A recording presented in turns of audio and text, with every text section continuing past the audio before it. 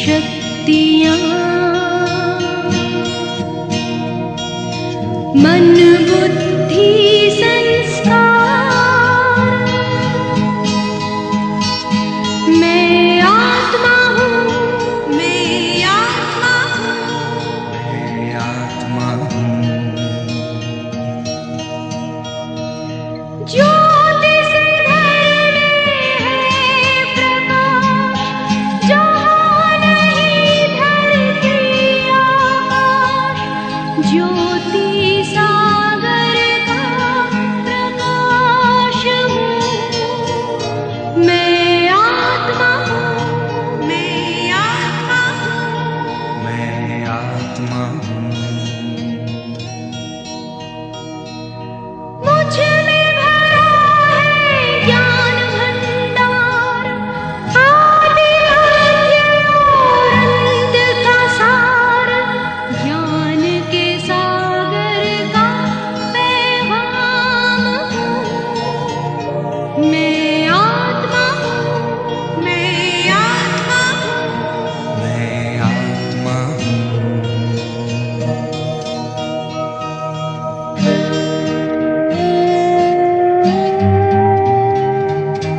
शांति रूप में करूँ विश्राम, घर मेरा है शांति धाम, शांति सागर की संतान हूँ, मैं आत्मा हूँ, मैं आत्मा हूँ, मैं आत्मा हूँ। आनंद में झूमूं गाऊं, अतीन्द्रिय सुख बरसाऊं, परम आनंद का खजाना हूँ, मैं आत्मा हूँ, मैं आत्मा हूँ, मैं आत्मा हूँ। प्रेम रूप मेरा न्यारा, पिता प्रेम सागर प्यारा, स्नेह के रत्नों की खान हूँ, मैं आत्मा हूँ, मैं आत्मा हूँ, मैं आत्मा हूँ।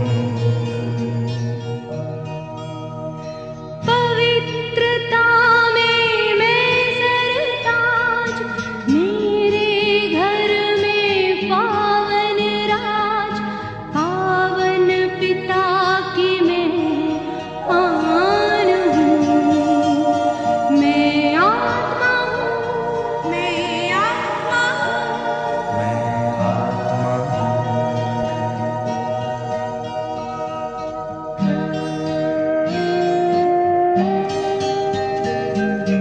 शक्ति भरा हर गुण मेरा, शक्ति भरे घर में बसेरा, शक्ति सागर की पहचान हूँ, मैं आत्मा हूँ, मैं आत्मा हूँ, मैं आत्मा हूँ। मुझ में भरे हैं गुण अपार, गुण सागर ने किया श्रृंगार, गुणों का मैं करती दान हूँ, मैं आत्मा हूँ, मैं आत्मा हूँ, मैं आत्मा हूँ। मैं आत्मा हूँ, मैं आत्मा हूँ, मैं आत्मा हूँ। ಹಸರಿರಿಯಾಯ್ ನಾ ಮಾರಿಡುವೋಮಿ, ಹಸರಿರಿಯಾಯ್ ನಾ மாறிடுவோமே, ஆனந்த கடலில் மூழ்கி எழுந்தே, ஆனந்த கடலில் மூழ்கி எழுந்தே, அனுபவம் நாம் பெறுவோம். அசரியாய் நாம் மாறிடுவோமே, அசரியாய் நாம் மாறிடுவோமே.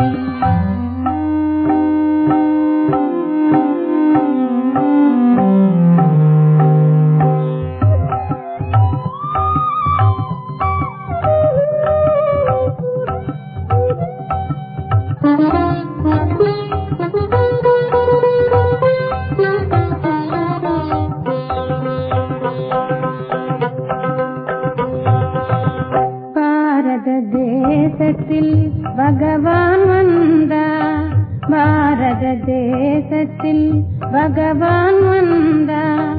பாரெங்கும் நாம் எல்லாம் பறந்து சென்று பகவான் புகழை பரப்பிடுவோமே. அதனால் ஆனந்தம் நம் வாழ்வினிலே. அசரியாய் நாம் மாறிடுவோமே, அசரியாய் நாம் மாறிடுவோமே.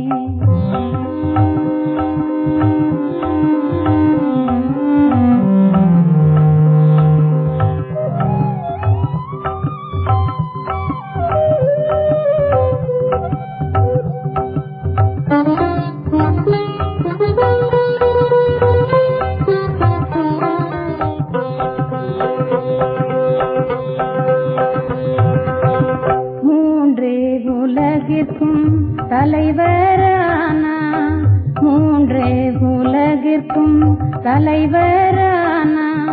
மூன்றே காலத்தின் ஞானம் சொன்னார், அவரது குணங்களை நினைத்திடுவோமே.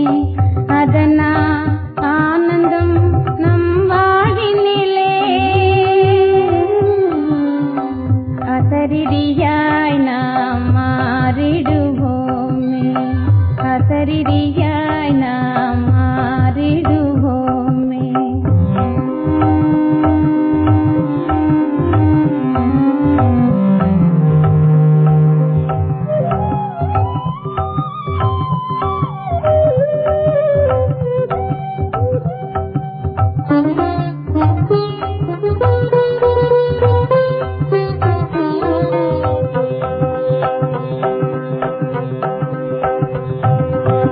சிவனது ராத்திரி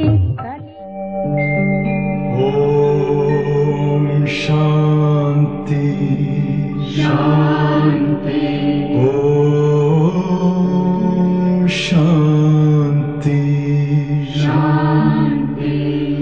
अंतर मन में ज्योति जगा लो, होगा दूर अंधेरा।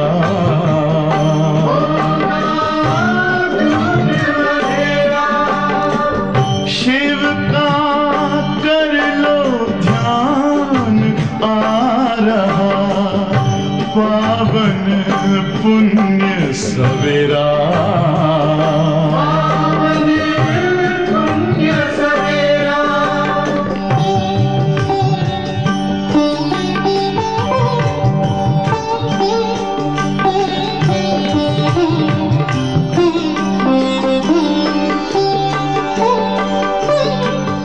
तुम हो कौन, कहाँ से आए, अपने आप को जानो।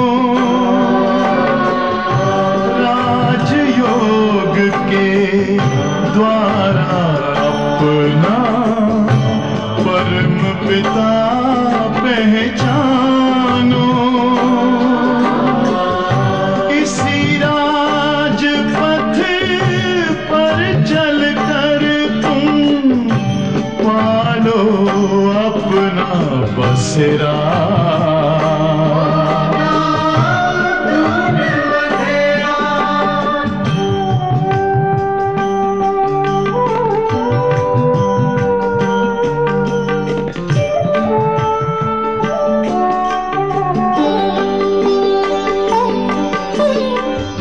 तुम हो आत्मा तन से न्यारे, परमात्मा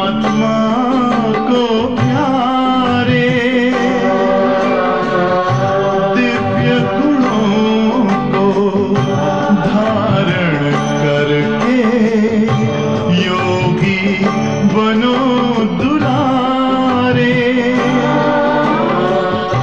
ज्योति बिंदु ही तोड़ेगा ये माया मोह का घेरा।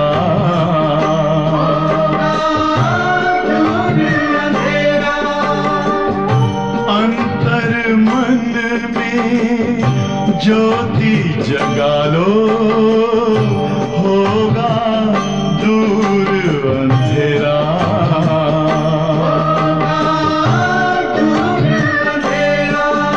ओम शांति, ओम शांति, ओम शांति। ஓம் சாந்தி. பாபா நினைவிருக்கின்றதா? இன்னைக்கு சிறப்பான நாள், சுதந்திர தின நாள். அதனால் சுதந்திர தின நல்வாழ்த்துக்கள். இப்படி பாருங்கள், ஒரு மகாத்மா வந்தார், இந்திய தேசத்திற்கு சுதந்திரத்தை வாங்கி கொடுத்தாரு. அதுபோல் இப்போது பரமாத்மா வந்திருக்கிறார், நம்ம ஆத்மாக்கள் எல்லாருக்கும் சுதந்திரம் கொடுக்கறதுக்காக. எத்தனை விஷயங்கள்லேருந்து நம்ம ஆத்மா விடுபட வேண்டியதாக இருக்கிறது. தேகப்பற்று, தேகத்தினுடைய உணர்வுகள், தேக அபிமானத்தினுடைய ஆதாரத்தில் வரக்கூடிய விகாரங்கள், இப்படி பல விஷயங்கள்லேருந்து விடுபட வைப்பதற்காக பரமாத்மா வந்திருக்கிறார். இப்படி மகாத்மா, சுதந்திர போராட்ட வீரர்கள் சுதந்திரம் வாங்கி கொடுத்தனால நம்ம ஒவ்வொரு வருஷமும் இன்றைக்கி பாரத தேசத்தில் கொண்டாடிட்டுருக்குறோம். அதே போல் பாபா நம்ம ஆத்மாக்களை சுதந்திரம் அடைய வைக்கக்கூடிய இந்த சங்கம் யுகத்தினுடைய கொண்டாட்டம் எங்கே ஏற்படும்? பொன்னான பாரதத்தில் ஏற்படும். சத்தியுகம் என்பது ஸ்தாபனை ஆகும். அதனால் இந்த சுதந்திர தின நாளில் பொன்னான பாரதத்தை நம்ம கொண்டு வரணும். அதற்கான ஒரு சுதந்திர விழாவாக நாம் கூட இந்த நேரத்தில் கொண்டாடலாம். இந்த நாளில் நம்ம ஆத்ம சக்தி அதிகப்படுத்தணும், இறை சக்தி அதிகப்படுத்தணும். அதற்காக பாப் தாதா, நம்முடைய தாதிமார்கள், நம்ம தீதி எல்லாருமே நிறைய நமக்காக வாழ்ந்து காட்டிட்டு போயிருக்கிறாங்க. ஸோ அவங்கள போல் நாமளும் ஆத்ம சக்தி, இறை சக்தி நிறைஞ்ச ஆத்மாக்களாக ஆகுவதற்காக மற்றும் அன்பு, மகிழ்ச்சி மற்றும் ஆரோக்கியமான சுதந்திரமான வாழ்க்கை வாழ்வதற்காக அனைவரும் சேர்ந்து இன்றைக்கு நாம் சங்கல்பத்தை பண்ணலாம். இன்றைய நாளில் நான் ஆத்மா எத்தனை பிடியில் மாட்டிகிட்ருக்கிறேன், எத்தனை பலகீனங்களில் மாட்டிகிட்ருக்குறோம், எவ்வளோ பழைய சம்ஸ்கார சுபாவங்களை மாட்டிகிட்ருக்குறோம், எல்லாத்துலேருந்து விடுபட வைப்பதற்காக பரமாத்மாவே சுயம் எனக்காக வந்திருக்கிறாரு. அவர் நம்மை விடுதலை அடைய வைத்து சுகம் சாந்தியை கொடுப்பதற்காக வந்திருக்கிறாரு. அதை நாம் பிறப்புரிமையாக எடுத்து நான் பரமாத்மா சிவ பாபாட்டிருந்து, பாப் தாதாவிடமிருந்து சுகம் சாந்தியை பல பிறவிகளுக்கு அடைய வேண்டும் என்ற உயர்ந்த எண்ணங்களோட நாம் இன்றைய சுதந்திர நாளை கொண்டாடுவோம். மீண்டும் சுதந்திர தின நல்வாழ்த்துக்கள். இன்றைக்கு பாபா சொல்கிறாங்க, மீட்டே பச்சை सवेरे सवेरे उठ यही चिंतन करो कि मैं इतनी छोटी सी आत्मा कितने बड़े शरीर को चला रही हूँ। मुझ आत्मा में अविनाशी पाठ नूंदा हुआ है. பாபா சொல்கிறார், இனிமையான குழந்தைகளே, அதிகாலை எழுந்து இந்த சிந்தனை செய்யுங்கள். நான் எவ்வளோ சின்ன புள்ளி வடிவமான ஆத்மா, ஆனால் எவ்வளோ பெரிய சரீரத்தை நடத்தி கொண்டிருக்கின்றேன். ஆத்மாவாகிய எனக்குள் அழிவற்ற பாட் நிச்சயிக்கப்பட்டதாக இருக்கின்றது என்பதை அதிகாலை எழுந்து சிந்தனை செய்யணும். प्रश्न, शिव बाबा को कौन सी प्रैक्टिस है, कौन सी नहीं है? கேள்வி, சிவ பாபாவிற்கு எப்பேற்பட்ட பயிற்சி இருக்கின்றது? சிவ பாபாவிற்கு எப்பேற்பட்ட பயிற்சி இருக்கின்றது, எப்பேற்பட்டது இல்லை? பாபா என்ன ப்ராக்டிஸ் பண்ணியிருக்கிறாரு? பாபா சொல்கிறாங்க, उत्तर, आत्मा का ज्ञान रत्नों से श्रृंगार करने की प्रैक्टिस है, शिव बाबा को है। बाकी शरीर का श्रृंगार करने की प्रैक्टिस उन्हें नहीं, क्योंकि बाबा कहते हैं मुझे तो अपना शरीर है नहीं. ஆத்மாவுக்கு ஆத்மாக்களை ஞான ரத்தினங்களால் அலங்கரிப்பதற்கான பயிற்சி சிவபாபாவுக்கு தான் இருக்குது. பாபாவுக்கு மட்டும்தான் தெரியும் ஆத்மாவை அலங்கரிக்கிறதுக்கு. மற்றபடி சரீரத்தை அலங்கரிக்கிறதுக்கான பயிற்சி பாபா கிடையாது. ஏன்னா பாபா சொல்கிறார், எனக்குன்னு தனக்குன்னு शरीरமே கிடையாது. मैं इनका शरीर बल किराए पर लेता हूँ, लेकिन इस शरीर का श्रृंगार ये आत्मा स्वयं करती है. मैं नहीं करता, मैं तो सदा अशरीरी हूँ. பாபா சொல்கிறாங்க, நான் இந்த சரீரத்தை பிரம்மாவனுடைய சரீரத்தை வாடகைக்காக எடுத்தாலும் கூட இந்த சரீரத்திற்கான அலங்காரத்தை அந்த ஆத்மா தானே பண்ணிக்குவாங்க, நான் செய்கிறது கிடையாது. சிவபாபா பிரம்மா உடலில் வந்தாலும் தாதியினுடைய சரீரத்தில் வந்தாலும் கூட சரீரத்திற்கான அலங்காரத்தை சரீரத்தில் இருக்கக்கூடிய ஆத்மா செய்துக்குவாங்களே தவிர சிவபாபா பண்ணுறது கிடையாது. சிவபாபா சொல்கிறார், நான் எப்பொழுதுமே அஷரீரியாக இருக்கின்றேன். கீத் பதல் ஜாயே துனியா ந பதலேங்கே ஹம். பாடல், நாம் மாறவில்லை என்றால் உலகமும் மாறாது, நாம் மாறினாதான் உலகம் மாறும். ओम शांति। बच्चों ने ये गीत सुना, किसने सुना? आत्मा ने इन शरीरों के कानों द्वारा सुना है. बच्चों को भी ये मालूम पड़ा कि आत्मा कितनी छोटी है. பாபா சொல்கிறாங்க, ஓம் சாந்தி. குழந்தைகள் பாடல் கேட்டீங்க. இந்த பாட்டை யார் கேட்டது? இந்த பாடலை கேட்டது யார்? ஆத்மா இந்த சரீரத்தினுடைய காதுகள் மூலமாக கேட்டது. இப்போ குழந்தைகளாகிய நமக்கு தெரியும், நம்ம ஆத்மாக்கள் எவ்வளோ சின்ன புள்ளி வடிவமான ஆத்மாவாக இருக்கிறோம். वो आत्मा शरीर में नहीं है तो शरीर कोई काम का नहीं रखता है.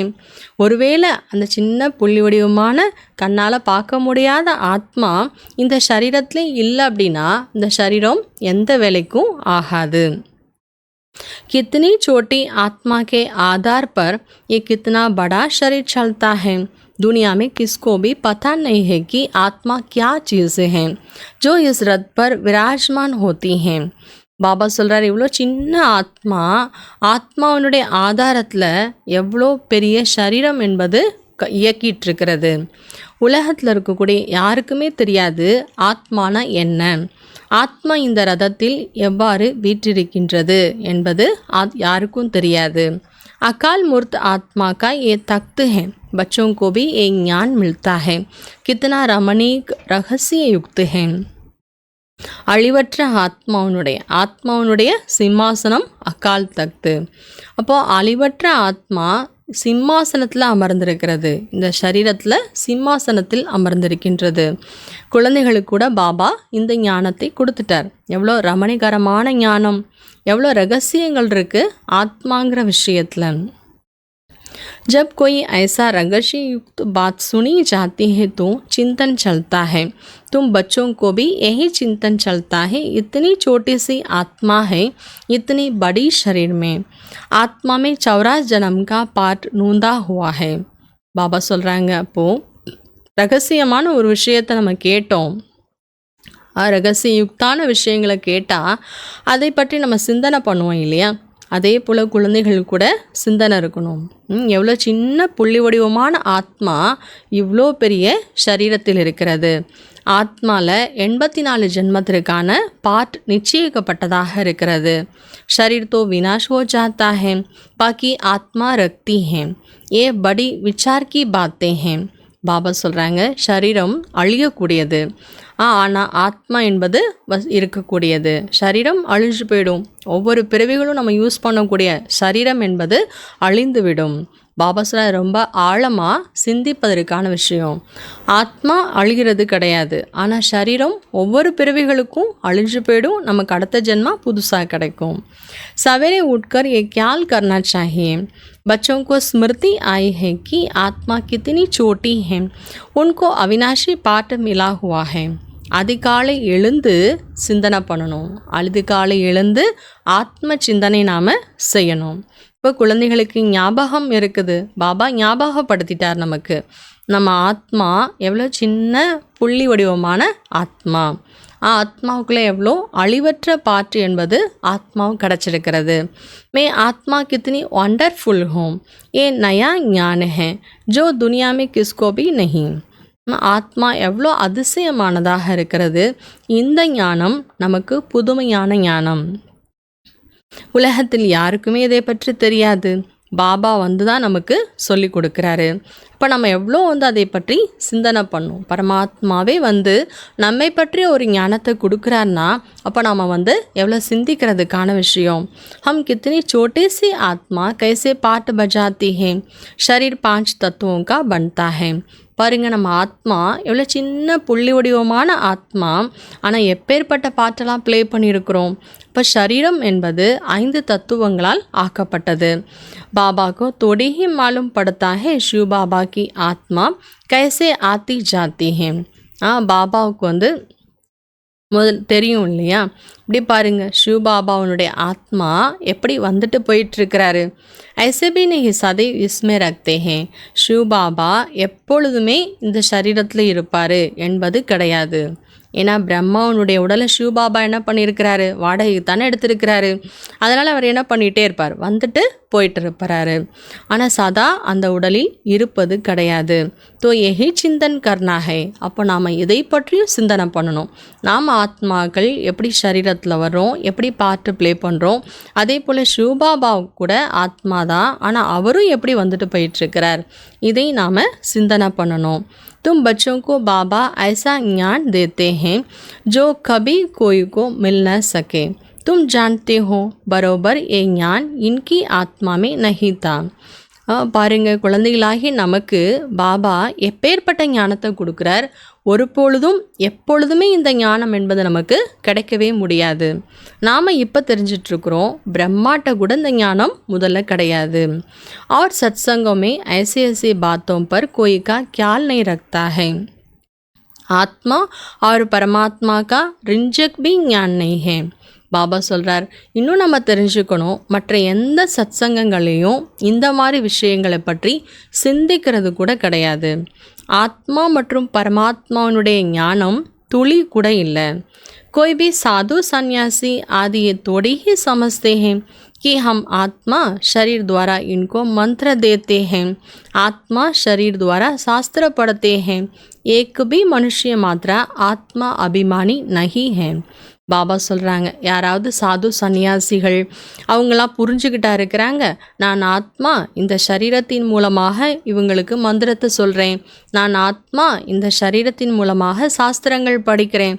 ஒரு மனித ஆத்மாக்கள் கூட இந்த உலகத்தில் ஆத்மா அபிமானியாக கிடையாது.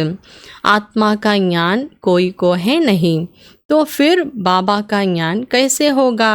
பாபா சொல்கிறாங்க, ஆத்மாவை பற்றிய ஞானமே இல்லை அப்படின்னா அப்புறம் பாபா பற்றிய ஞானம் எப்படி இருக்க முடியும்? தன்னை பற்றியே தெரிஞ்சுக்கலன்னா எப்படி பாபா பற்றி தெரிஞ்சுக்குவாங்க? तुम बच्चे जानते हो हम आत्माओं को बाबा कहते हैं मीठे मीठे बच्चों. तुम कितना समझदार बन रहे हो. ऐसा कोई मनुष्य नहीं जो समझे कि इस शरीर में जो आत्मा है उनको परमपिता परमात्मा बैठ पढ़ाते हैं. குழந்தைகள் நாம் தெரிஞ்சிட்ருக்கிறோம், ஆத்மாக்களை நம்மை பாபா சொல்கிறார் இனிமையிலும் இனிமையான குழந்தைகளே. இப்போது இனிமையிலும் இனிமையான குழந்தைகளின்னு சொல்லி பாபா புரிய வைக்கும் பொழுது நம்ம எவ்வளோ புத்திசாலியாக ஆகிட்டுருக்குறோம். இந்த உலகத்தில் யாராவது புரிஞ்சுக்குவாங்களா? இங்கே பரம்பிதா பரமாத்மா சரீரத்தில் இவங்களுக்கு புரிய வச்சிட்ருக்கிறாரு என்ற விஷயத்தை வேறு யாராவது புரிஞ்சுக்க முடியுமா? முடியாது. அப்போ எவ்வளோ புரிந்து கொள்வதற்கான விஷயங்கள் இருக்கிறது. परंतु फिर भी धंधे आदि में जाने से भूल जाते हैं. पहले तो बाबा आत्मा का ज्ञान देते हैं जो कोई भी मनुष्य मात्रों को नहीं है. பாபா சொல்கிறாங்க, குழந்தைகள் நாம் புரிஞ்சுக்கிட்டோம், ஆனாலும் வேலைகள் தொழில் காரியங்கள்னு செய்யும்போது மறந்து போயிடுறோம். பாபா சொல்கிறாங்க, முதல்ல பாபா மற்றும் பாபாவே நமக்கு ஆத்ம ஞானத்தை கொடுக்குறாரு. வேறு யார்கிட்டையும் ஆத்ம ஞானம் என்பது கிடையாது. गायन भी है ना, आत्माएं परमात्मा अलग रहे बहुहाल किसाब है ना.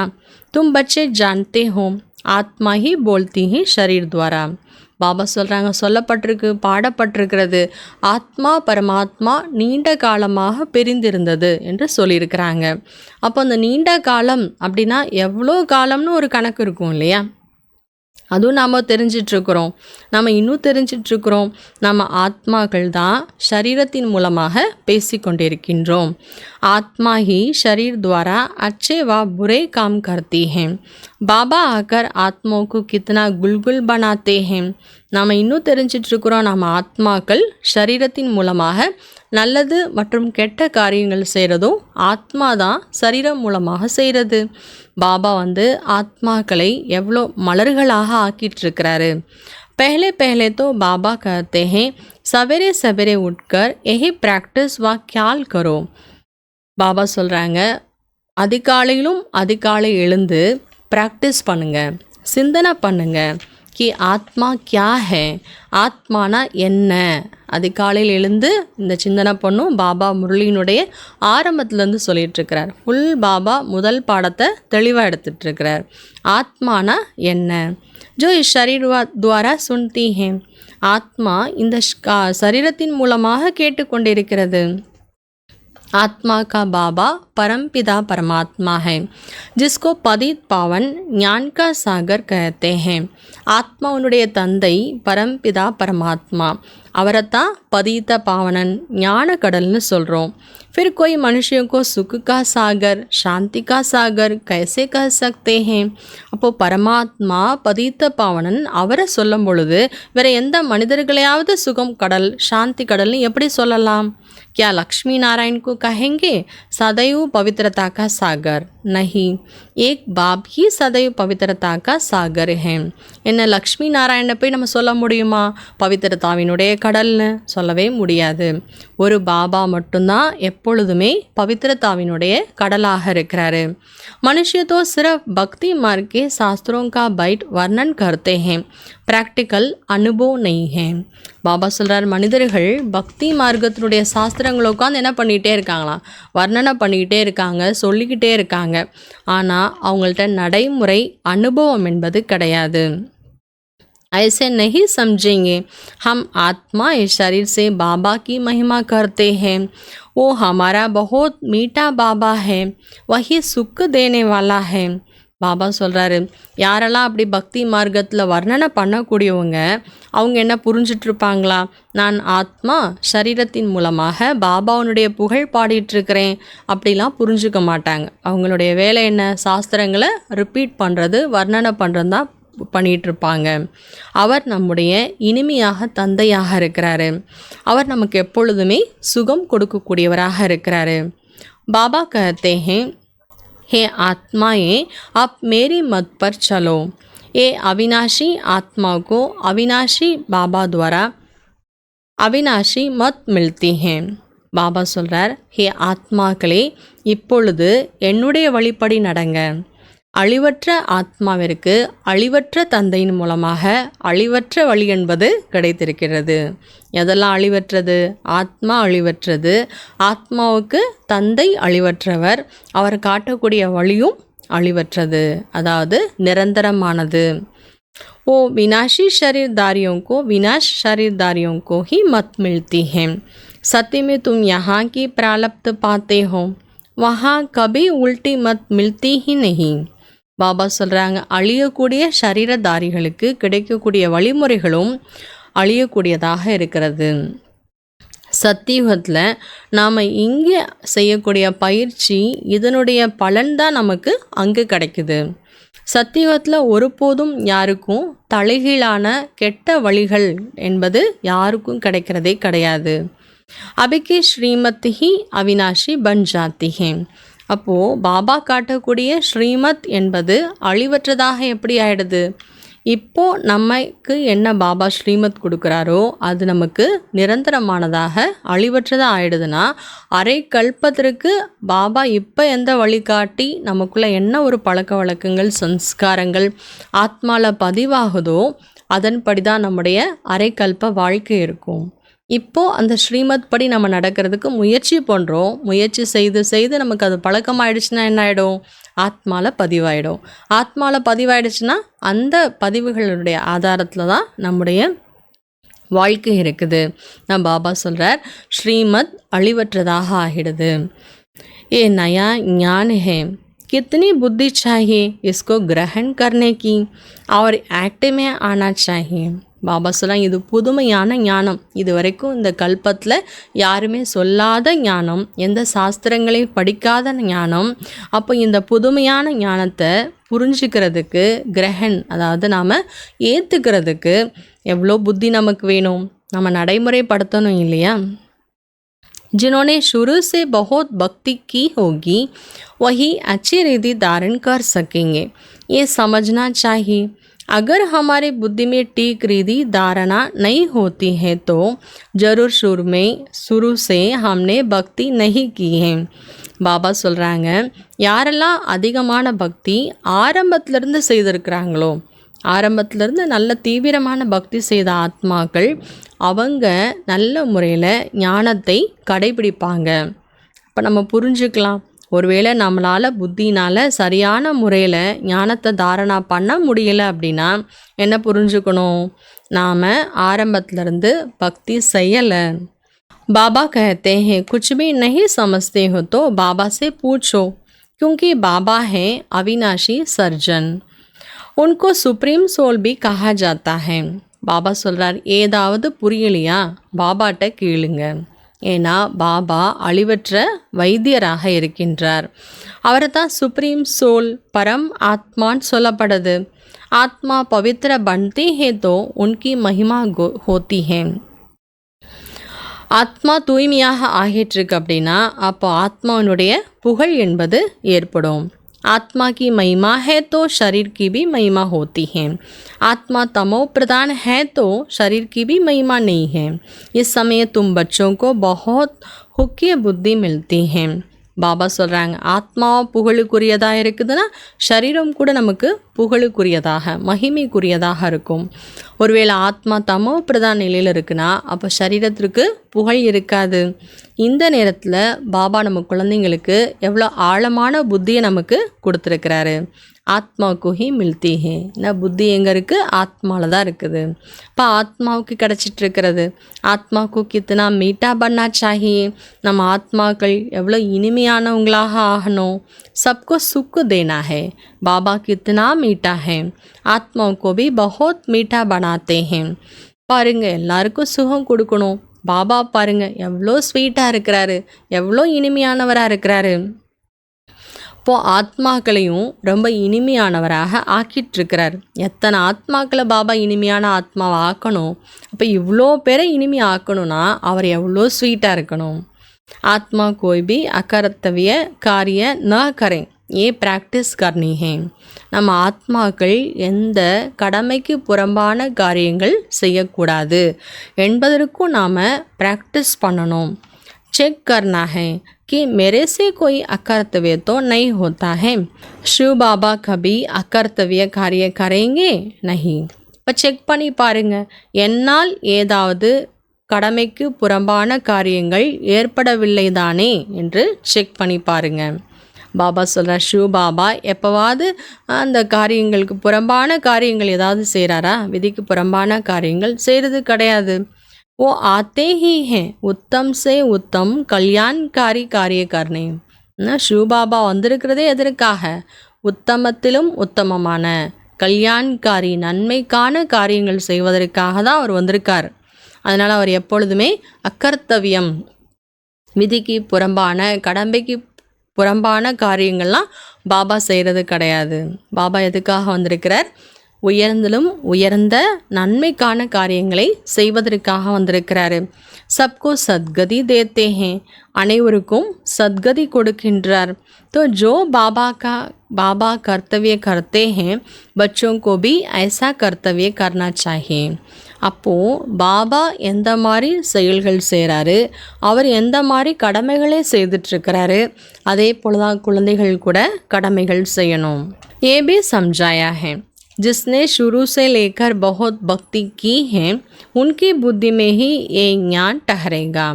अभी भी देवताओं के ढेर भक्त हैं. பாபா இதையும் நமக்கு புரிய வச்சிருக்கிறாரு. யார் ஆரம்பத்திலிருந்து பக்தி செய்த ஆத்மாக்கள் அவங்களுடைய புத்தியில் தான் இந்த ஞானம் கூட நிலைத்திருக்கும். இப்போ பாருங்கள், தேவதைகள் கூட எவ்வளோ பக்தர்கள் இருக்கிறாங்க. अपना सिर देने के लिए भी तैयार रखते हैं. தேவதைகளுக்காக தன்னுடைய தலையை கொடுக்கறது கூட தயாராக இருக்கிறாங்க. அவ்வளோ பக்தர்கள் இருக்கிறாங்க. बहुत भक्ति करने वालों के पिछाड़ी कम भक्ति करने वाले लड़कते रखते हैं. उनकी महिमा गाते हैं. उनका तो स्थूल में सब देखने में आता है. यहाँ तुम हो गुप्त हैं. பாபா சொல்கிறார், பாருங்க, இப்போ கூட இந்த உலகத்தில் அதிகமான பக்தி பண்ணக்கூடியவங்களுக்கு பின்னாடி குறைவான பக்தி பண்ணக்கூடியவங்களாம் மாட்டிட்டு தொங்கிட்டு இருக்கிறாங்க. யார் தீவிர பக்தி நிறைய பக்தி பண்ணுறாங்க, அவங்கள குறைவான பக்தி பண்ணுறவங்க என்ன பண்ணுறாங்க, புகழ்ந்துட்டுருக்குறாங்க. ஆனால் அது எல்லாமே ஸ்தூலமாக பார்க்க முடியும்.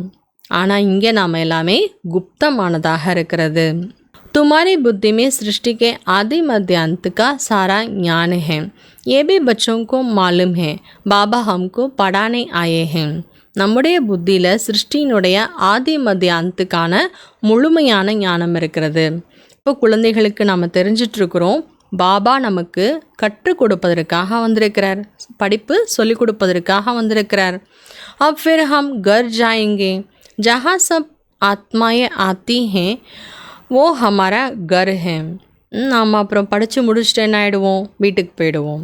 அங்கேருந்தான் நம்ம ஆத்மாக்கள்லாம் வந்தோம், அங்கே தான் நம்ம போகிறோம். அதான் நம்முடைய வீடு. வஹா ஷரீர் ஹி நே தோ ஆவாஸ் கைசே ஹோம். அங்கே சரீரமே இருக்காது நம்ம வீட்டில். அப்போ எப்படி சவுண்ட் இருக்கும், சத்தங்கள் என்பது எப்படி இருக்கும். ஆத்மா கே பினா ஷரீர் ஜடு பன் ஜாத்தா ஹை. ஆத்மா இல்லாமல் शरीरम जड़म आइடுது, उयरोटम अट्रது आइடுது. मनुष्यों का शरीर में कितना मोह रखता है. आत्मा शरीर से निकल गई तो बाकी 5 तत्व है, उन पर भी कितना लव रखता है. மனிதர்களுக்கு பாருங்க, ஆத்மாங்கிற ஞானம் இல்லாதனால சரீரத்தின் மேலே எவ்வளோ பற்று. ஆத்மா சரீரத்தை விட்டுடுச்சுன்னா மீதி என்ன இருக்கும், 5 தத்துவங்கள் மட்டும்தான். இந்த உடலை 5 தத்துவங்களால் ஆக்கப்பட்டது, அதுதான். ஆனால் வெறும் ஜடம்தான் இந்த சரீரம். அந்த உடலை இயக்குன ஆத்மா போயிடுச்சு. ஆனாலும் இந்த சரீரத்தின் மேலே எவ்வளோ பற்று இருக்குது மனிதர்களுக்கு.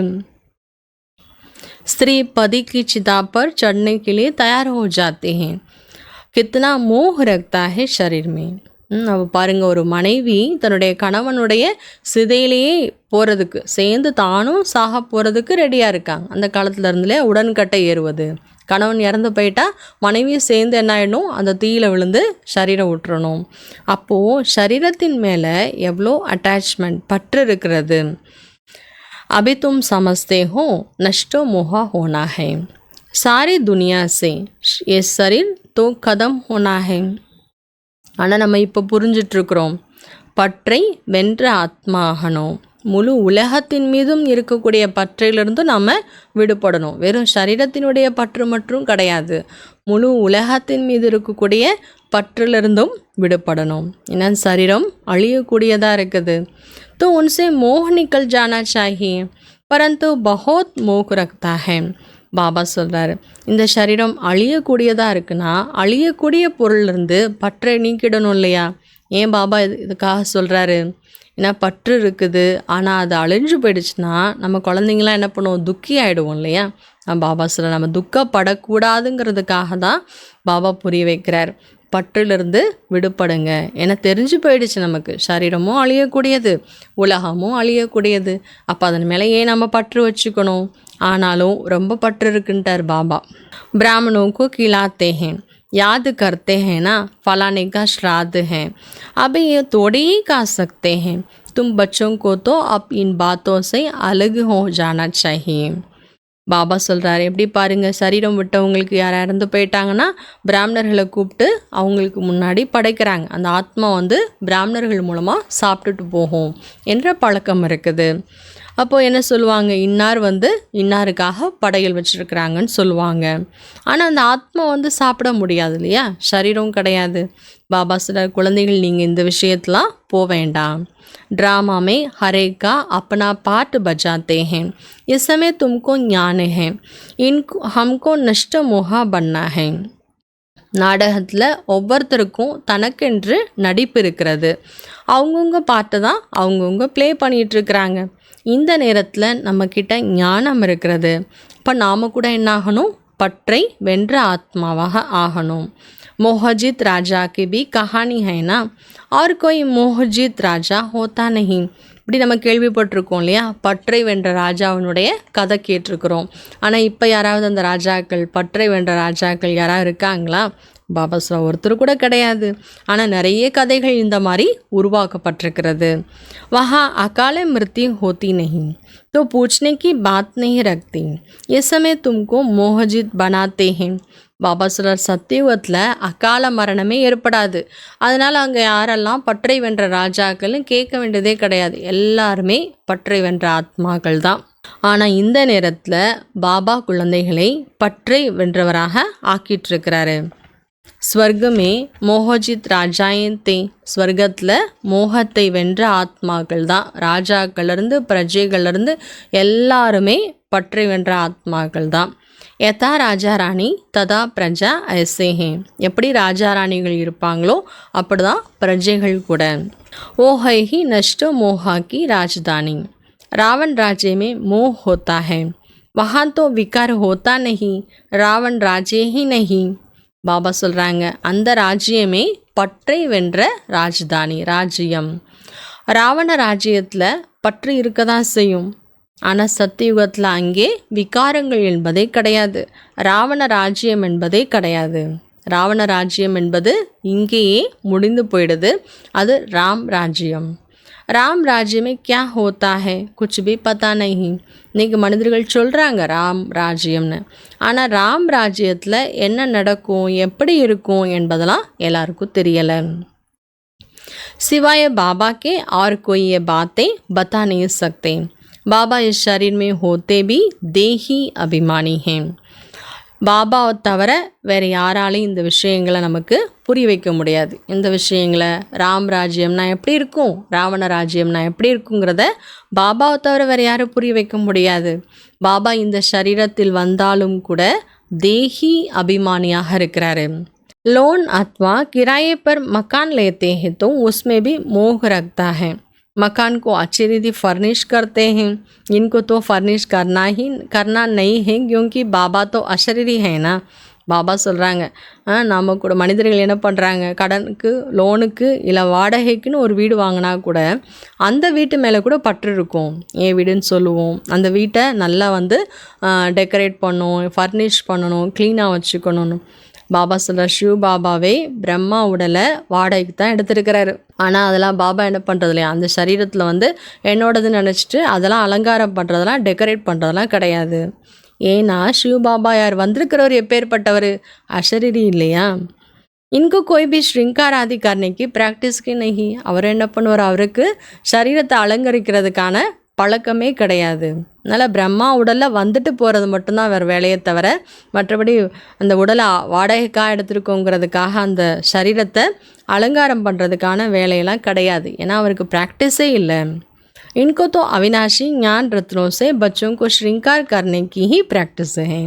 ஆனால் சிவபாபா வர்றார், எதற்காக வர்றாரு, அழிவற்ற ஞான ரத்தினங்கள் மூலமாக குழந்தைகளை ஆத்மாக்களை அலங்கரிக்கிறதுக்கான பயிற்சி சிவபாபாட்ட இருக்குது. அதனால் யாரை அலங்கரிச்சிட்டு போகிறாரு, ஆத்மாக்களாகிய நம்மை அலங்கரிச்சிட்டு போகிறாரு.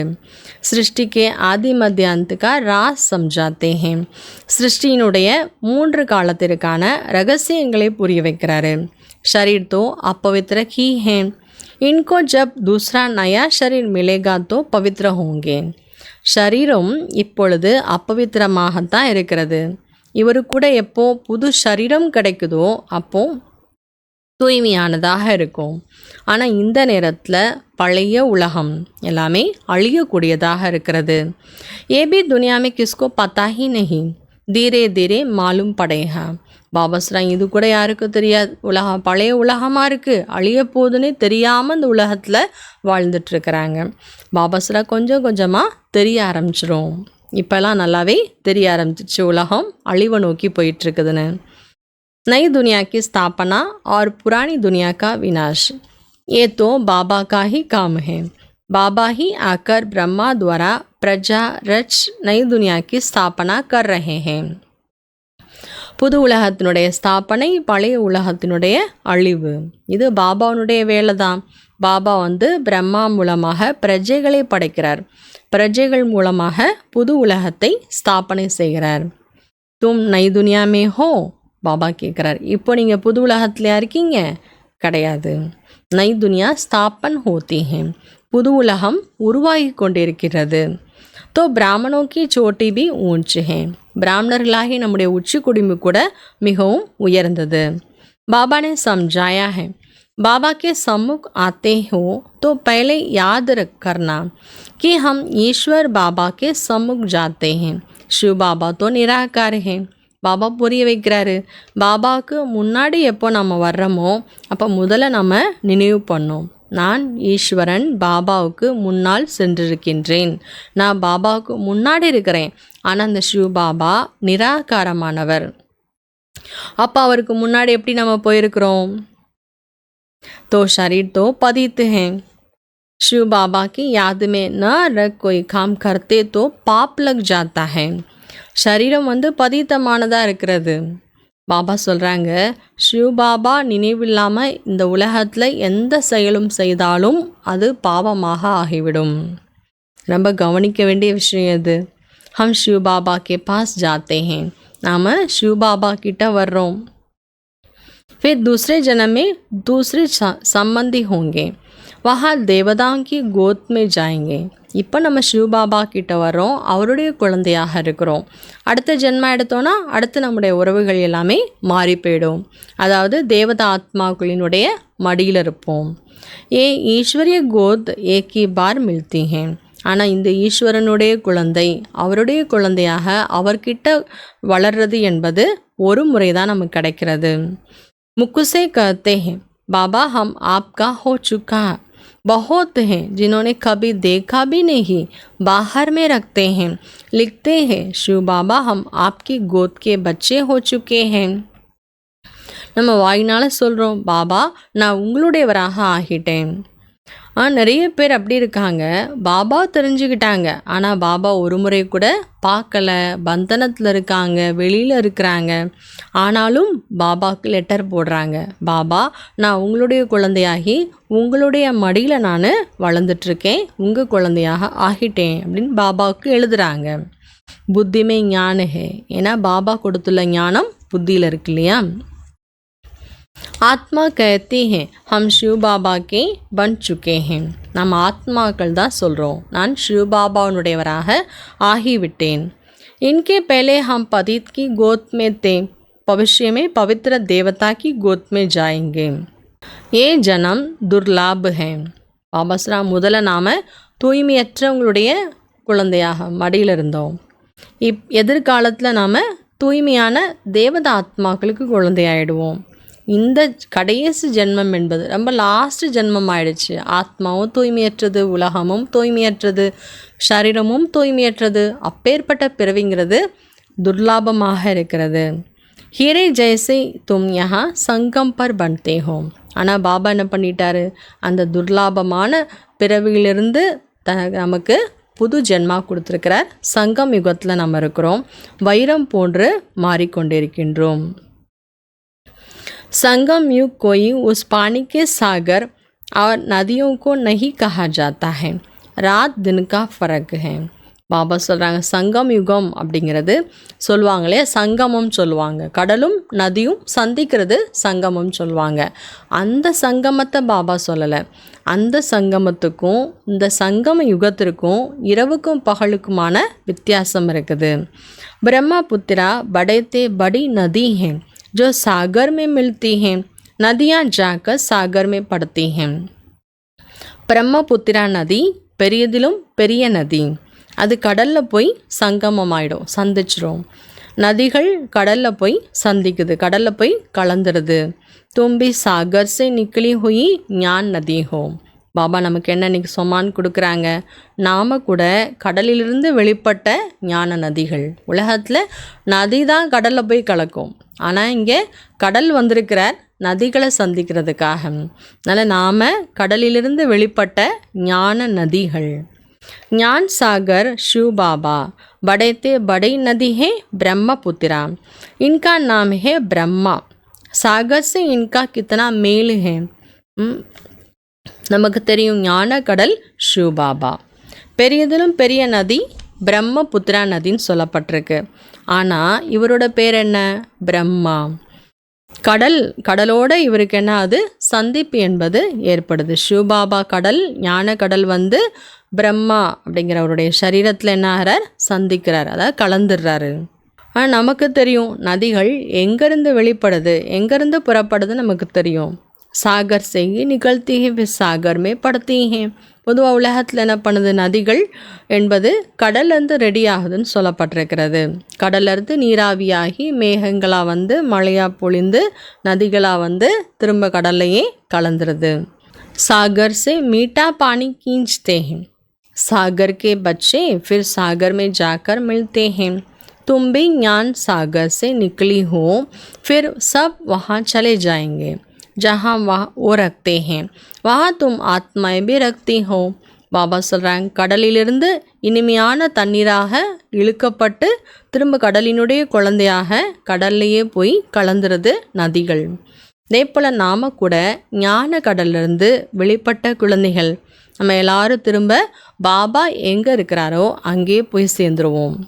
ஞான் கா சாகர் ஆக்கர் तुमको पवित्र मीठा बनाते हैं, आत्मा जो कारी बन गई है उनको मीठा बनाते हैं. ஞான கடல் பாபா நம்ம ஆத்மாக்களை தூய்மையாக இனிமையாக ஆக்குறாரு. நம்ம உப்பு தனியாக இருந்தோம், பாபா என்ன ஆக்கிட்டாரு? இனிமையாக ஆக்கிட்டுருக்கிறாரு. 5 विकारों रूपी चीची नमकीन तुमसे निकल जाती हैं, तुम तमो प्रधान से सदो प्रधान बन जाते हो. 5 விகாரங்கள் என்ற சின்ன சின்ன விஷயங்கள், இதெல்லாத்துலேருந்து நம்மை பாபா விடுபட வச்சிட்ருக்கிறாரு. அதாவது நம்ம ஆத்மாக்கள் तमो प्रधानத்திலிருந்து सदो प्रधान ஆகிடுறோம். बाबा पुरुषार्थ बहुत कराते हैं, तुम कितने सदो प्रधान थे स्वर्ग में रखते थे. பாபா முயற்சிகள் நிறைய செய்ய வச்சிட்ருக்கிறார் நம்மை. பாபா பாருங்க, நம்ம சொல்கிறார், நீங்கள் எவ்வளோ சதோ பிரதானமான ஆத்மாக்களாக இருந்தீங்க, எவ்வளோ ஸ்வர்க்கத்தில் நீங்கள் இருந்தீங்க, ஆனால் இப்போ முற்றிலும் சீச்சியாக ஆகிட்டீங்க. ராவணனால் நீங்கள் என்ன நிலைமைக்கு ஆகிட்டீங்க பாருங்கள். भारत में ही गाया जाता है हीरे जैसा जन्म अमोल. பாபா சொல்கிறாங்க, பாரதத்தில் தான் புகழ் பாடப்பட்டிருக்கு, வைரத்தை போன்ற ஜென்மா என்பது ரொம்ப மதிப்பானதுன்னு சொல்லப்பட்டிருக்கு. பாபா कहते रहते हैं, तुम कौड़ियों पिछाड़े क्यों हैरान होते हो, कौड़ियों भी जास्ती तोड़ी चाहिए. பாபா சொல்லிகிட்டே இருக்கிறார் பாபா, குழந்தைகள் உங்களை நான் வைரம் போல் ஆக்க வந்திருக்கேன், ஆனால் நீங்கள் ஏன் சோழிக்கு பின்னாடியே போயிட்டுருக்கிறீங்க? நீங்கள் வேல்யூபிள் ஆகணும், அதுக்காக ஆகணுமே தவிர ஒர்த்லெஸ் அந்த சோழிக்கு பின்னாடி ஏன் போகணும்? அது கூட உங்களுக்கு ஏன் தேவை? கரீப் ஜட் சமஜாத்தே. இந்த வார்த்தையை ஏழைகள் புரிஞ்சுக்கிறாங்க. பாபா நம்மை வைரம் போல ஆக்க வந்திருக்காரு. நம்ம இந்த உலகத்தினுடைய அழியக்கூடிய சோழிகளுக்கு பின்னாடி அலையக்கூடாதுன்னு ஏழைகள் புரிஞ்சுக்கிறாங்க. ஆனால் செல்வந்தர்கள் என்ன சொல்கிறாங்க? எங்களுக்கு இந்த உலகம்தான் ஸ்வர்க்கம், இங்கேயே ஸ்வர்கம் இருக்குன்னு சொல்கிறாங்க. ஆனால் குழந்தைகள் நாம் தெரிஞ்சிட்ருக்குறோம், யாரெல்லாம் இன்னைக்கு உலகத்தில் மனித ஆத்மாக்கள் எல்லாருமே இந்த நேரம் எல்லாருடைய பிறவிகளுமே ஒர்த்லெஸ்ஸாக இருக்குது, பயனற்றதாக கவுடி போல், அதாவது சோழி போல் இருக்கிறது. ஹம்பி ஐசேத்தே, நாம் கூட அப்படி தான் இருந்தோம். அபி பாபா ஹம்கு கியா பனாத்தே ஹேம். இப்போ பாருங்கள், பாபா நம்மை என்னவாக ஆக்கிட்டுருக்கிறாரு. எய்ம் ஆப்ஜெக்ட் தோஹேனா, லட்சியம் பாபா கொடுத்துருக்கிறார் இல்லையா. ஹம் நர்ஸே நாராயண் பன்தே ஹே, நாம் நரனிலிருந்து நாராயணன் ஆகிட்டுருக்குறோம். பாரத் அப் கவுடி ஜைசா கங்கால் ஹேனா. பாருங்க, பாரத பூமியே இப்போ என்ன ஆயிடுச்சு? அழுக்கானதாக ஆயிடுச்சு. भारतवासी खुद थोड़े ही जानते हैं, यहाँ तुम कितने साधारण अप्लाई हो, कोई बड़ा आदमी होगा तो उनको यहाँ बैठने की दिल नहीं होगी. பாபா சொல்கிறாங்க, பாரதவாசிகளே தெரிஞ்சுக்கல, நம்ம இங்கே பாருங்கள் இவ்வளோ சாதாரணமான பெண்களாக சாதாரணமான மனிதர்களாக இருக்கிறோம்.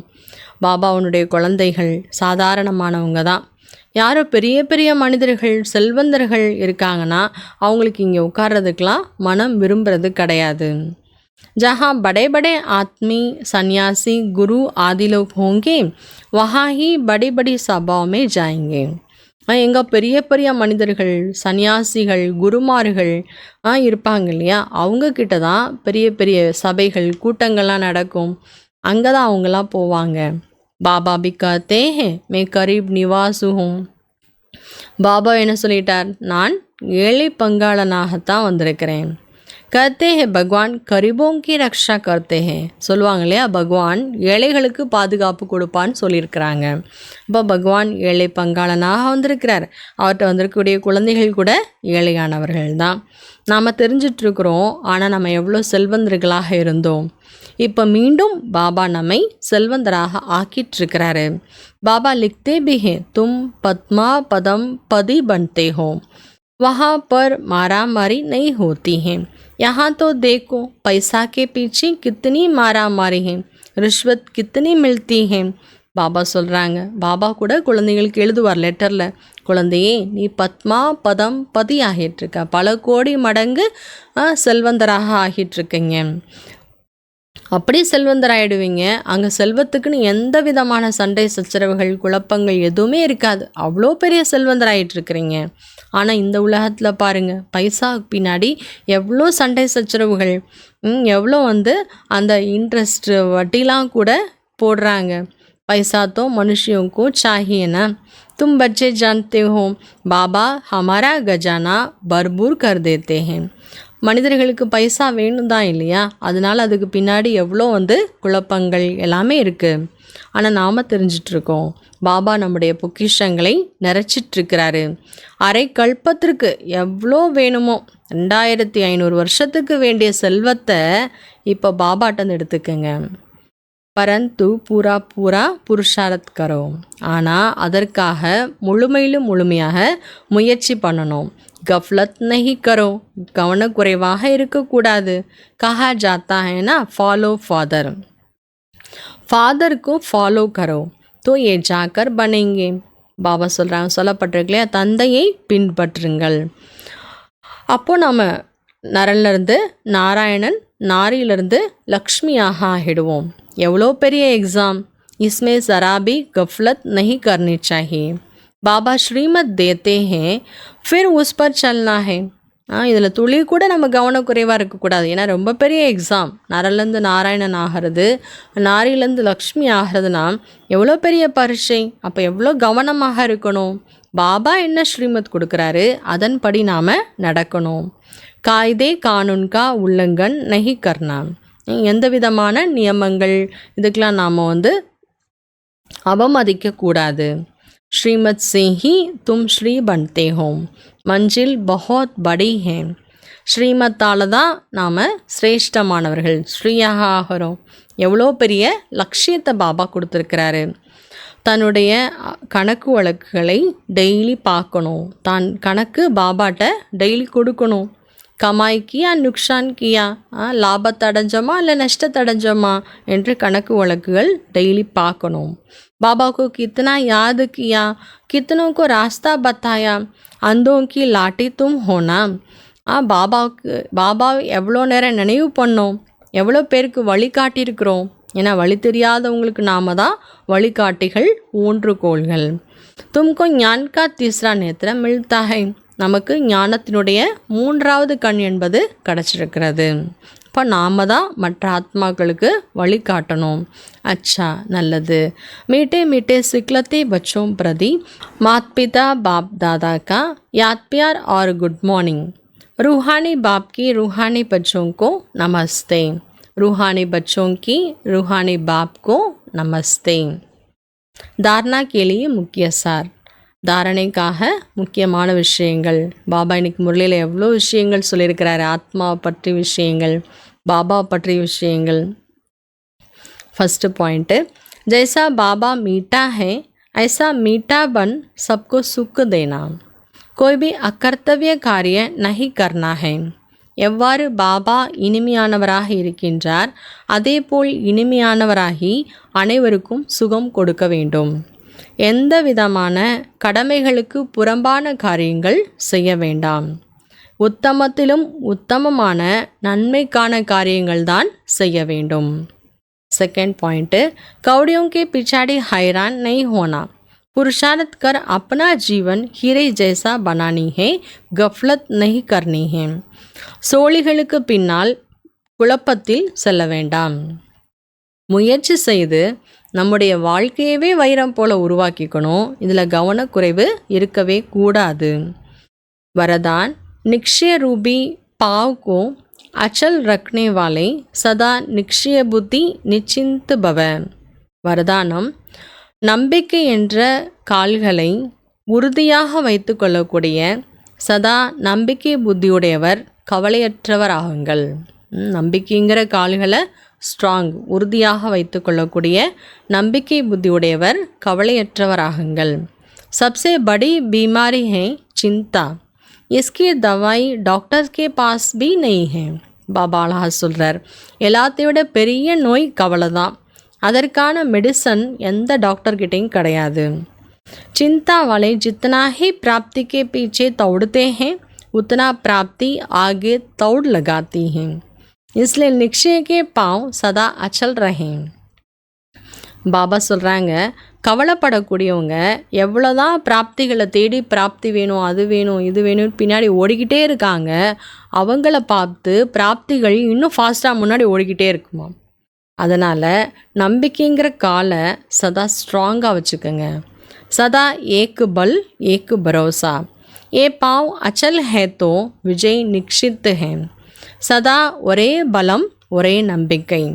இந்த கால்கள் உறுதியாக இருக்கிறது என்றால் வெற்றியும் உறுதியாகிவிட்டது, வெற்றி நிச்சயிக்கப்பட்டு விட்டது. நிக்ஷித் விஜய் சதாஹி நிக்ஷிந்த் ஹே.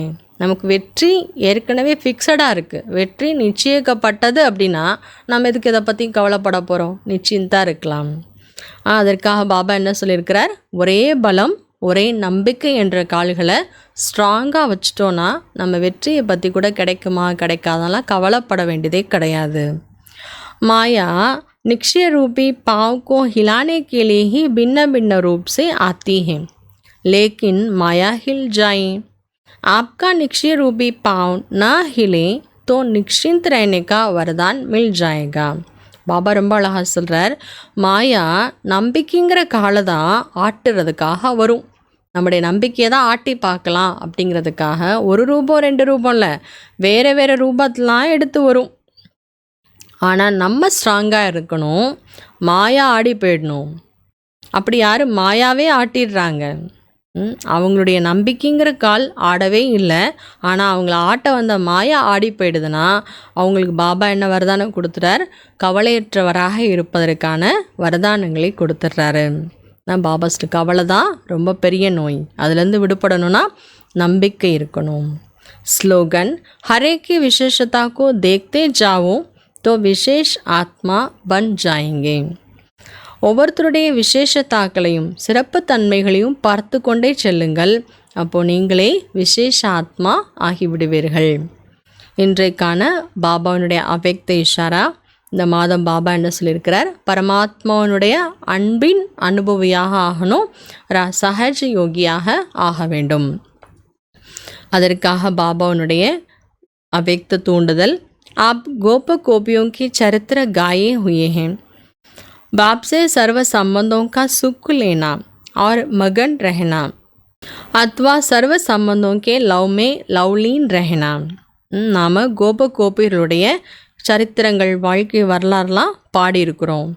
அதாவது பாபாவிடம் அனைத்து சம்பந்தத்தினுடைய சுகத்தை அடையணும் மற்றும் அந்த சம்பந்தத்தினுடைய மூழ்கிடணும் மற்றும் சர்வ சம்பந்தங்களுடைய அன்பில் மூழ்கினும், லவ்லீன் ஆயிடணும்.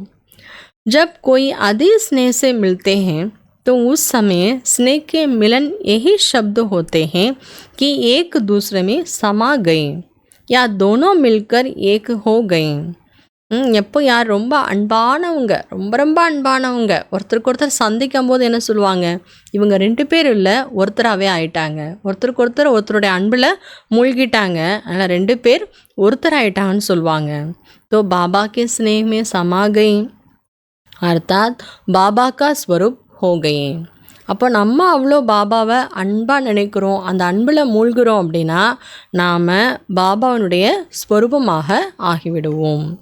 இன்றைக்கான நம்ம தாதி படி தாதி பெரிய தாதியினுடைய विशेषता।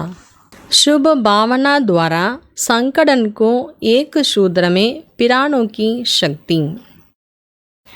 சுப பாவனை மூலமாக சபை கூட்டத்தை ஒரே நூலில் கொண்டு வருவதற்கான சக்தி.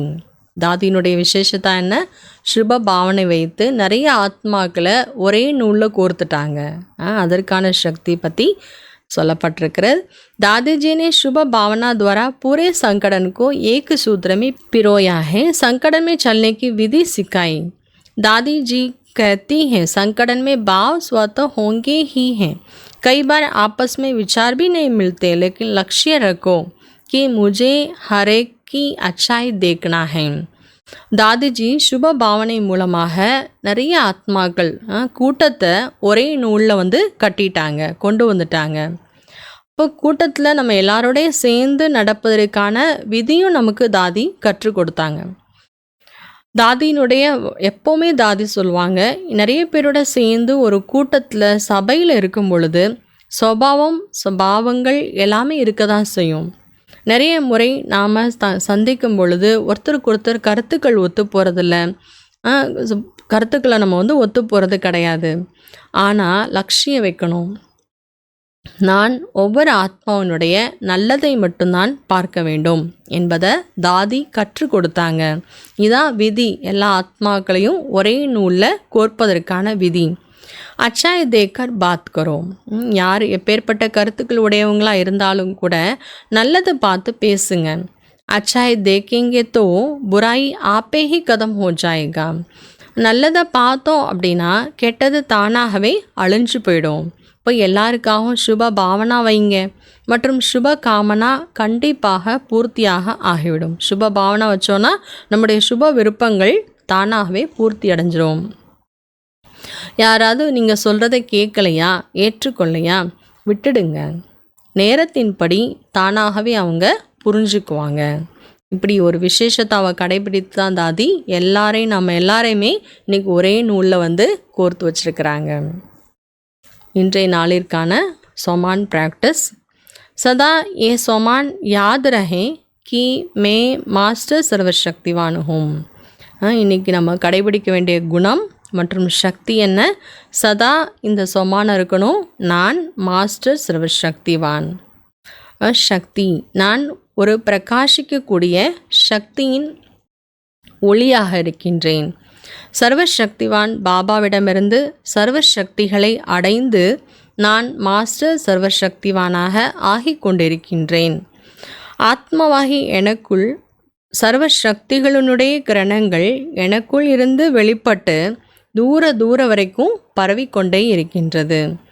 நாலாபுறங்களிலும் இருக்கக்கூடிய வாயு மண்டலம் சக்திசாலியாக ஆகிக் கொண்டிருக்கின்றது. இதுதான் நம்ம இன்னைக்கு பண்ண வேண்டிய பயிற்சி. ஓம் சாந்தி.